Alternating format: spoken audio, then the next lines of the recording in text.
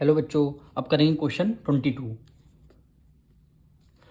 Wasim bought two cricket bat for ₹840 and 360 respectively. Wasim ने दो cricket bat खरीदी, उनकी कॉस्ट प्राइस क्या है? ₹840 एंड ₹360।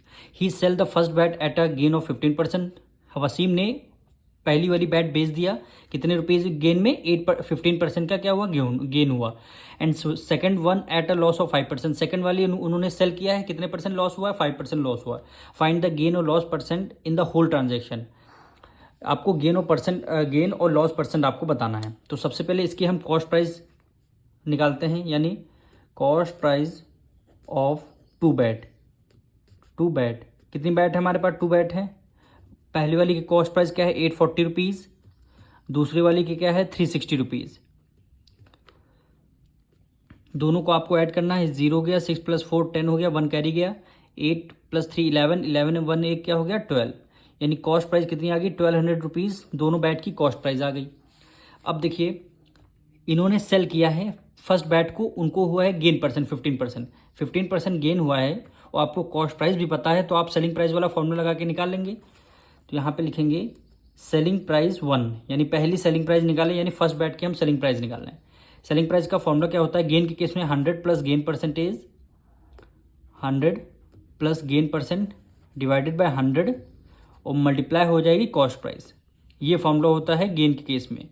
अब 100 को हमने 100 एज इट इज़ रख दिया, प्लस गेन परसेंट कितना हमारा? गेन कितने? 15% हुआ है, डिवाइडेड बाय 100 और मल्टीप्लाई कॉस्ट प्राइस हमारा कितना? ₹1200 आया है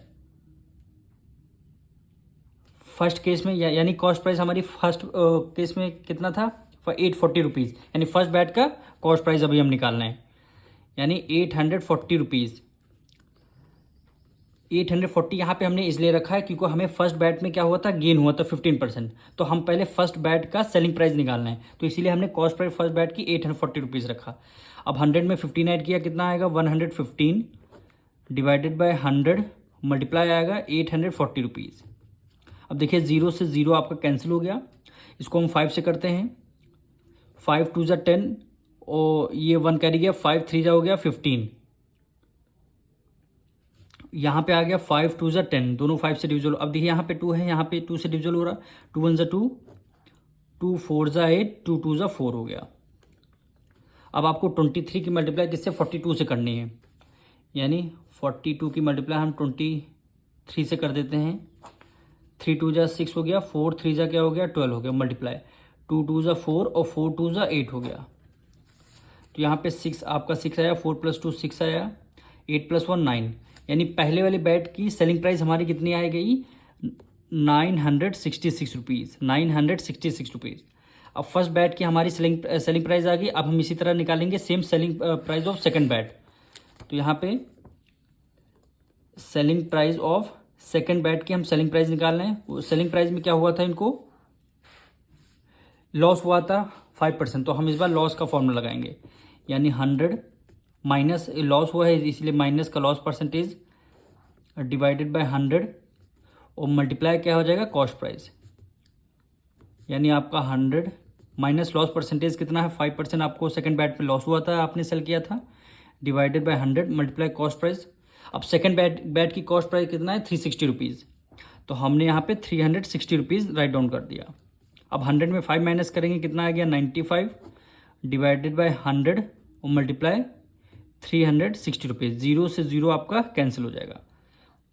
अब 5 से करेंगे, 5 1 ज़ा 5, 4 कैरी गया, 5 9 ज़ा 45 और 5 2 ज़ा 10 आ गया, 2 1 ज़ा 2, 2 1 ज़ा 2, 2 8 ज़ा 16 हो गया।